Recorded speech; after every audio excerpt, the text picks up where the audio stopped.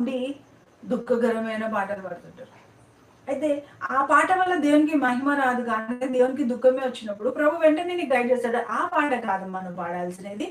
ఈ పాట పాడు. అయ్యో! సిట్యుయేషన్స్ డిమాండ్ చేయడం లేదు ప్రభు, దుఃఖంలో ఉన్నావు కాబట్టి దుఃఖం పాట పాడతానంట నువ్వు.